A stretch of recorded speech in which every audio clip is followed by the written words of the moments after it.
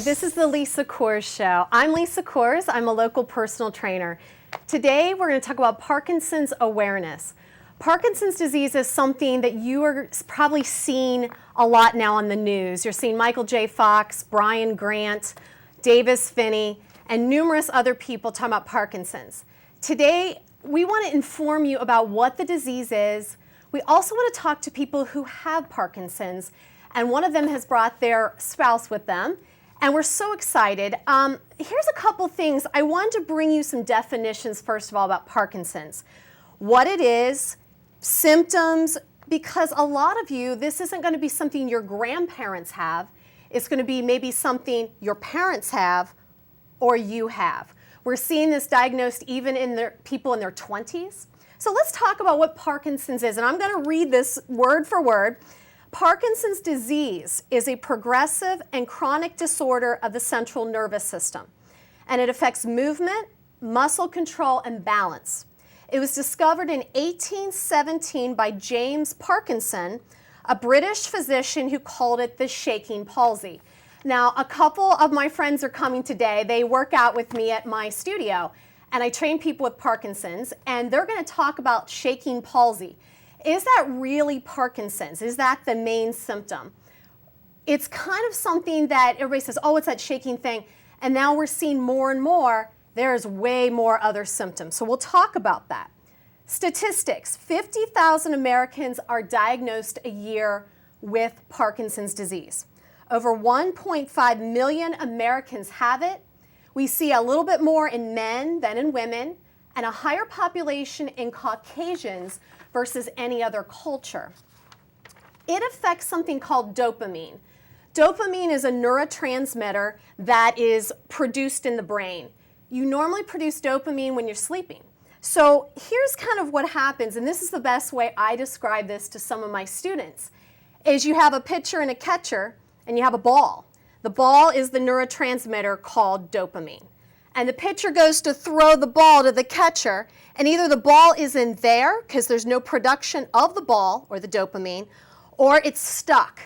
And so if you can think of a pitcher and a catcher, dopamine, the neurotransmitter or the message carrier, cannot get from one place to the other. That's just one way to talk about dopamine. And I'm simplifying it, and I know there might be some physicians watching this going, gee, Lise, you missed the big scientific stuff.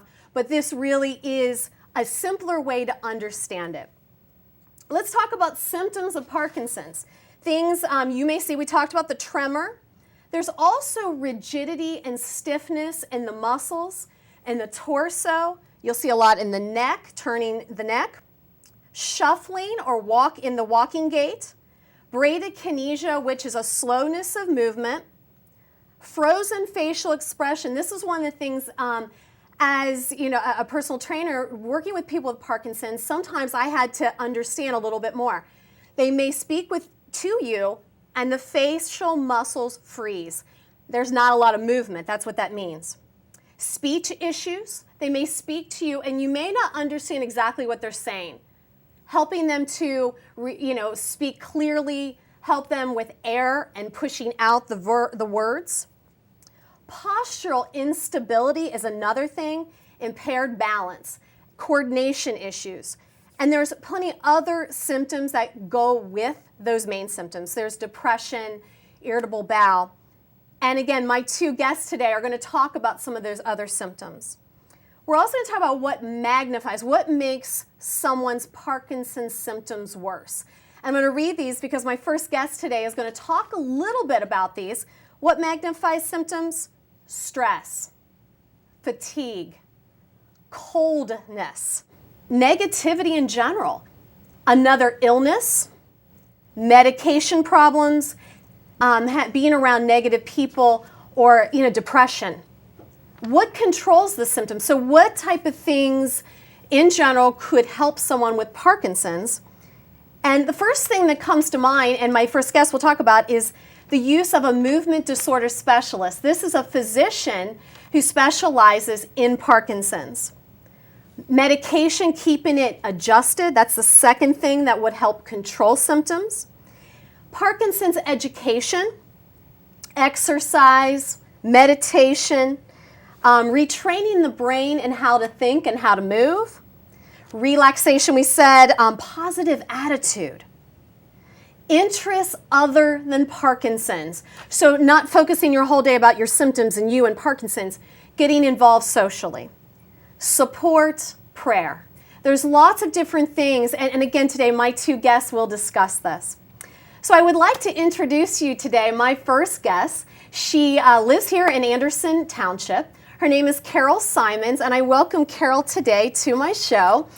And Carol, it's so nice to have you. I feel like I've known you forever. Carol exercises with our exercise group, our Parkinson's exercise group. And you're also an advocate for Parkinson's. So Yes. Tell us your Parkinson's story. Tell us about being diagnosed and... It all started in 1992. I was 45 years old at that time, and my neighbor, a doctor, noticed my little finger quivering. I didn't even call it a tremor. And he went to my husband and said, "You really need to take her to a neurologist and get that checked out." And so we did after about a month or two, because it wasn't that important. And I saw a neurologist who was very good in diagnostic skills. And by the time we were done with a short visit, he said, "I think you have Parkinson's." Wow. And from that point, I started working on it. I knew nothing about Parkinson's. Wow. Wow. So how did this diagnosis affect your career, your home life, your lifestyle? What were some things that... Well, at first, my attitude was, this I'm going to control. I'm going to beat this. And that was a good attitude. For 2 years, we didn't tell anybody, except our movement disorder neurologist and my husband and I knew. One of the reasons, and that's classic with Parkinson's patients, to want to hide the fact that they have something that other people don't have, and trying not to be different. Yeah. You know, you do hide things at times. And the second reason was we wanted to see what kind of Parkinson's I had. Okay. One of the things my doctor told me was that Parkinson's progresses at different rates for different people. Okay. Very interesting. What kind of symptoms do you have? I know you mentioned just before about your finger was shaking. That's why you went to the physician to get a diagnosis. But what is a palsy more your symptom, or do you have other things that challenge you? That's a good question. At first, I just had the slight tremor, but then we noticed as the 21 years progressed that I had a good amount of shuffling when I got tired. Okay. And so I would march in the evening Yeah. around the house when I had to do something, because I was going to beat this. And there were other things. There was some depression at times. Yeah, absolutely. Those are probably the main ones for me. Okay. Slowness of movement was always a progressive problem. Kind of the bradykinesia as they define it. Yeah. Instead of taking 45 minutes to get ready, now it takes me an hour and 15 minutes to get ready. It hasn't doubled, but I do have to plan more time to do things. I gotcha. Very interesting with the symptoms, because you all heard 21 years she's had Parkinson's. And a lot of people who are newly diagnosed, I get a lot of people in my studio, and they're just diagnosed, and their depression hits, and they go, I can't even imagine having this more than 10 years. And I look at Carol Simons, and if anybody in the community knows Carol, she's so positive and believes in exercise. And the one thing you always said to me, and I said, you've had this 21 years, what's your number one advice? And what do you always say? Exercise every day. Yeah. My support group knows when I ask them what the most important thing to do is, it's exercise, exercise, exercise. Yes. That's the number one thing. It is. And I think, when I get these new people, I always want to bring Carol Simons in and sit them with my new Parkinson's diagnosed patient and say, talk to Carol, learn from Carol, and have that positive attitude. And I think that is huge with any condition or disease that you're diagnosed with. How are you an advocate for Parkinson's disease? Because you've done some amazing things nationally and locally. Well, locally, I'm involved in a Parkinson's support group that I facilitate every month at Drake. It's called Bridgeway Point Parkinson's Support Group. But I worked in the neurology department at UC, first as a volunteer in the Parkinson's offices, and then I had a paid job, which was fun to do. Okay. And that got me involved in going to Washington, D.C. with a group called Parkinson's Action Network, PAN. And I just came back from a visit the end of February and visited both senators and 6 of our 14 representatives in Ohio and told them about the latest progress in Parkinson's research. PAN, Parkinson's Action Network,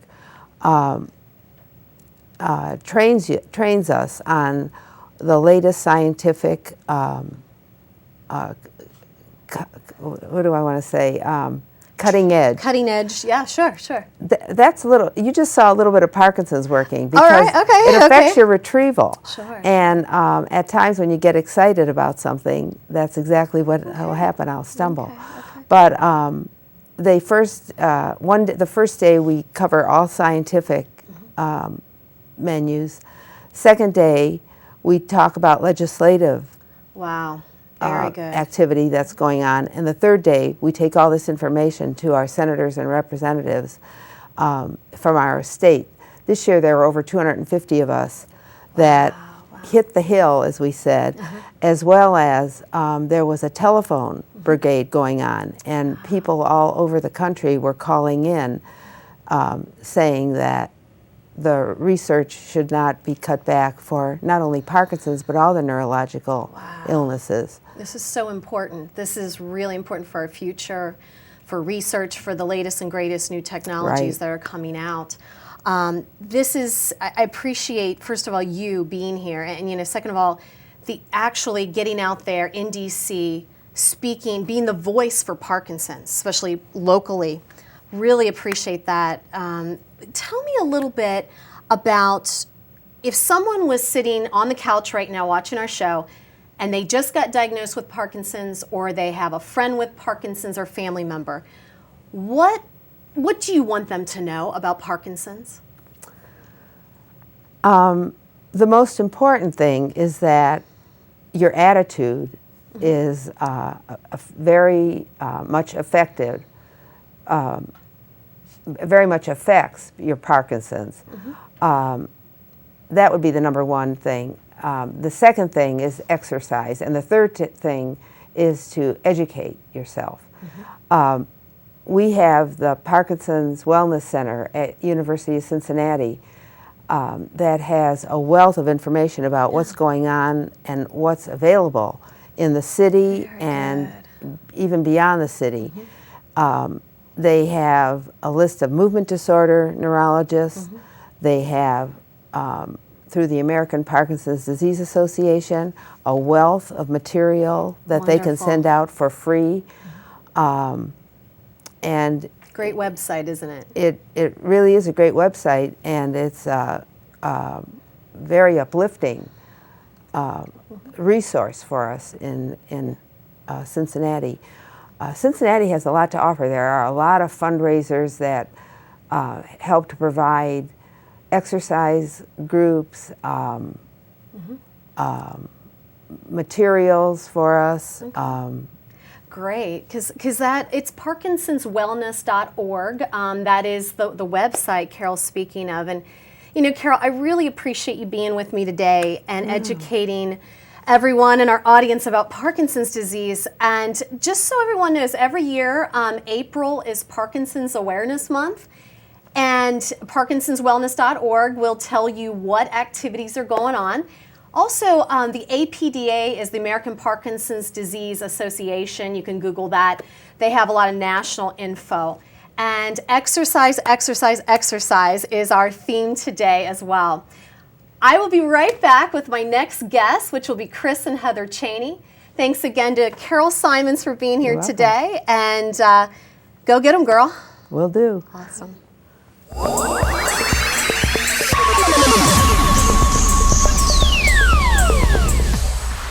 Welcome back to the Lisa Coors Show. Today we're talking about Parkinson's disease awareness. Before I introduce my next guest, I do want to mention one thing to you. We will start saying the word PD, and that's Parkinson's disease. So if in our conversations with my next guest, we say a lot about PD, that is Parkinson's disease, and it's a common thing you will hear amongst Parkinson's patients, their spouses, and myself. So let's get to the fun part. I want to introduce Chris and Heather CHANEY. And Chris, he has been training with me for over 2.5 years. Right. And Heather, his lovely wife, has come today to talk about living with someone with Parkinson's disease. And Chris, please tell us about yourself. Tell us where you're from. And well, I'm from this area, north of Cincinnati. I was diagnosed with Parkinson's disease in 2007 at the age of 53. Right in the middle of my career with Procter & Gamble. I had actually I knew something was wrong probably 6 to 7 years prior to that. So I had symptoms from Parkinson's disease 7 years before I got the diagnosis. Wow. Once I got the diagnosis, I made a decision, because it's progressive and chronic, to retire from Procter & Gamble as soon as I could. So I worked another less than 2 years, and I was fortunate enough to be able to be in a position to retire at age 55. Gotcha. And went through a long trial and error method of looking at those symptoms before we really got to, you have Parkinson's disease. So. Wow. Talk about some of the trial and error. I know you and I have talked about that, and I want people to hear this. This is important. First off, the first thing I noticed was I had imbalance problems. I always felt unsteady on my feet, and I could not stand inside and talk to you in a building. I had to grab a pole or a piece of furniture to hang on to. So that was it. My primary care physician and I worked together. He sent me to an ENT, ear, nose, and throat specialist first. They said I had a middle ear infection, which I took treatment for a few weeks. Went back, they retested, said, you're cured, it's okay. I knew I wasn't. I still felt that was not right, but we went on and went forward. A couple years later, I started a tremor in my left hand and my left leg. And my mother has something called essential tremor, which is hereditary. So he said, oh, that must be it. You have essential tremor. So then they put me on a blood pressure medication to lower my blood pressure, which really, in retrospect, was probably not good for me because it made my imbalance even worse. Even worse, yeah. And then finally, probably kind of mid-06, I started noticing my left foot was dragging.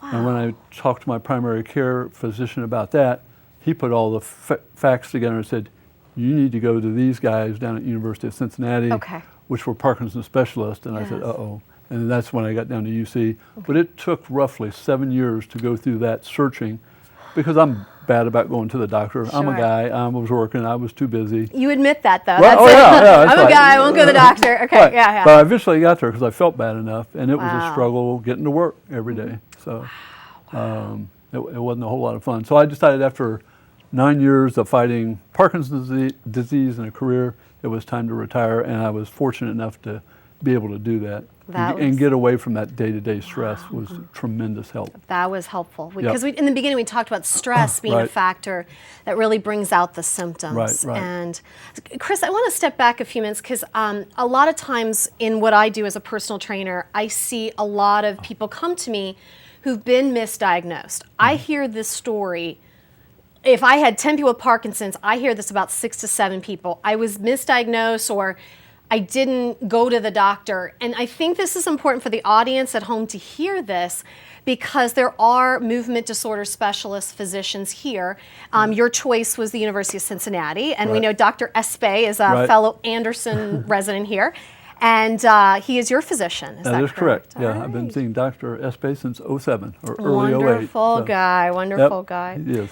Heather, talk to me a little bit. Chris gets diagnosed with Parkinson's. What was your reaction as a spouse? Well, we knew something was wrong, and that summer leading up to, Chris went in the fall to see the neurologist, and that summer we had been at a few weddings, we'd been on a vacation with people who hadn't seen us in a while, and every time I would leave the room, somebody would follow me and say, "What is wrong with Chris?" And so we knew that something was going on, but we did is when with Chris's mom and grandfather having essential tremor, we just thought maybe it was complicated essential tremor, Right. Sure. and we I would Google essential tremor, and then down at the bottom it would say a related article would be on Parkinson's disease, and I would be like, well, we haven't really gotten that information, so we won't go there yet, and we'll just keep it at essential tremor. Interesting. So. Did you know what Parkinson's was? I did not. I just thought Parkinson's is a disease that old people have. Yes, Exactly. yes. You know, his grandfather maybe had it, and we never was diagnosed or Never whatever. really talked about it. And But it talk wasn't about it, something that somebody gets in their 40s and it becomes a lifelong condition. And so I do think that that's where the gift of a Michael J. Fox comes into play, that somebody who is so willing to share his story and then so willing to be out there and try to be an advocate. And Very much so. And I think Heather brings up a really good point as well. You know, we always think this is an old person's disease, and you know, we have Michael J. Fox, we have local Brian Grant, played for Xavier University. He was diagnosed in his early 30s with Parkinson's. He played basketball, and you know, it's not an old person's disease. And I mean, you got a young guy sitting here, and Thank you. And I think, well, you're welcome. You are a young guy. But I think that's what's important for the audience to understand is you need to see your physician. If you think this may be Parkinson's or you just don't know what it is, we need a physician's assistance for this. So how did things, let's go back to Chris, and you retired from Procter & Gamble. Right. What do you do daily? What do you do? What's your lifestyle like now? Well, the one thing I liked about retirement, it allowed me to focus on my health, for one thing. Yes, I finally had time to do that. Heather and I happen to own 7.5, 8 acres of land and have horses, and a lot of maintenance chores to do, a lot of grass mowing, and so I stay very active, just doing outside activities like that. Very good. Probably the key to me was getting into an exercise program. Sure. When I met you at the Sunflower Symposium, I believe it was in 2009. I think it was, yeah. Right away I signed up, we did one-on-one classes and evolved to group classes from that. So being retired is great. I got away from the stress. I have a lot of work, activity to do around the house, which, talking to Dr. Espy, he says that is great. Keep that, keep active, keep on the move, along with having the exercise. Right. Helps tremendously. Exercise, movement. Right. Decrease stress. Right. And you exercise how often? I exercise every day. Every day. Every day. So everybody's hearing this out there. I mean, Parkinson's or no Parkinson's, we need to be doing something every day. Those of you with Parkinson's, this is the secret. It's not even a secret anymore. We're trying to convince people. I have to stretch probably 15 to 20 minutes every morning just to be able to get my day started, because first thing we do is go to the barn and take care of horses. Sure. And so it's not, I can't sit inside. So, but it's good because it pushes me. Because there are days when I don't want to go out there. And so it's kind of an incentive. Tell me what it's like, the typical day with Parkinson's. I want people watching this to understand what it is like medication-wise. Give us a sense of what you do when you get out of bed in the morning. You don't want to know. And it has changed so much, because at the beginning, initially, when he was first put on the magic carbidopa-levodopa at the beginning, it was like he, two days later, I used to, when I would watch him walk to the barn, I would think, oh my gosh, it's his grandfather walking to the barn. Wow. And 2 days after beginning on the true Parkinson medication, he was erect again and could stand straight. I tell people, it's like, once I started on carbidopa-levodopa, I take a drug called Stalevo, which is a little different. But it's the same basic drug. Within 2 days, I felt like I gained 30 years of my life back. I felt like I was 85 years old, immediately, almost overnight, going back to 55. I could walk upright, I could move, I got rid of the little shuffle. But my day, now 6 years later down the road, I typically am up by 4:30 every Okay, morning. okay. I wake up, I'm stiff and sore.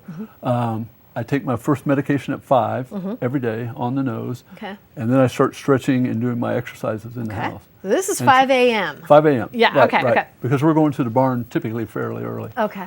So I go through exercise and do get warmed up, get loosened up. Then I play a little bit on the computer. Then Okay. we go out to the barn, and but I have a alarm set for every 2 hours and basically 20 minutes right now that I have to take a pill. Okay. This is another important thing that I think a lot of people who've never heard of Parkinson's go, well, what's up with the medication? And I know somebody that has Parkinson's and they have to take it on right on time. What happens, Chris, if you didn't take it 2 hours and 20 minutes? You took it 3 hours. What would happen? When I was first diagnosed 6 years ago, whatever, it wouldn't have mattered. I could miss a half hour and no big Okay. deal. Okay. Today, if I miss, say, 5 minutes late, I'm due to take a pill fairly soon. But if I was 5 to 10 minutes off, I would go in to have the symptoms that you all were talking about earlier. I would get a stiff, very rigid. I would have difficulty walking. I call him the Tin Man. The Yeah, Tin you Man, know. so he's kind of, Right. Yeah, The very yeah. It's like small, he has to have his shuffle little step. oil on you. Right. I really, you would be surprised at the difference in just that short period of time. The tremor comes back, it gets worse. wow. And as the day goes by, it gets more and more pronounced. And probably the biggest symptom I think that gets not talked about is fatigue. Is fatigue. Okay. Not only does the Parkinson's delivery make you fatigued, but the side effect of the medicines, you read all the side effects, they wow. wear you out. So you kind of have a double dose of Right. fatigue, the Parkinson's, and then, your meds. Okay. So what I do is I take naps. I take a nap in the morning, I take a nap every afternoon, sometimes multiple. So. This is good. Heather, what kind of challenges do you have being married to someone with Parkinson's? Because again, our show's going to be out there, and there's going to be spouses, there's going to be even kids of Parkinson's patients. What are some of the challenges you have, and how do you cope with that? Well, I think so much of it has to do with the fact that Chris has Parkinson's disease, but he does not allow Parkinson's to define who he is as a person. He's Right. always been a very positive, upbeat person, and it is a true blessing that he continues to have that positive outlook. That is not always the case, and so many people with Parkinson's, they fight depression. Right, they do. And They do. To me, that is just, it's almost like, how dare you put that on top of people who are fighting so much physically to believe with, to begin Absolutely, with. But to me, the fact that he remains positive, that our family, friends, that we've met so many people just through even your exercise class that have become our lifelong friends now, that all that combines together to know that we can walk this walk, and it's not what we had planned, it's not what we thought Right. our retirement would hold. But we have a great faith, and all those things together. It's just you just take it a day at a time, and what you a do. few hours at a time. And Well, the whole, you all talked it earlier, the whole attitude, you have to have that positive attitude. Positive attitude. Chris and Heather, I really appreciate the two of you coming. And before we wrap up here, these shirts we're wearing today, this is our Steady Strides race. This is every June, first week of June, Right. supports our nonprofit, which is the Parkinson's Wellness, Tri-State Parkinson's Wellness. Heather and Chris CHANEY, thank you so much for coming in today and sharing your story about Parkinson's. And for further information, again, parkinsonswellness.org, and we have plenty other slides we'll put up for you. We'll see you next time. Thanks for watching us.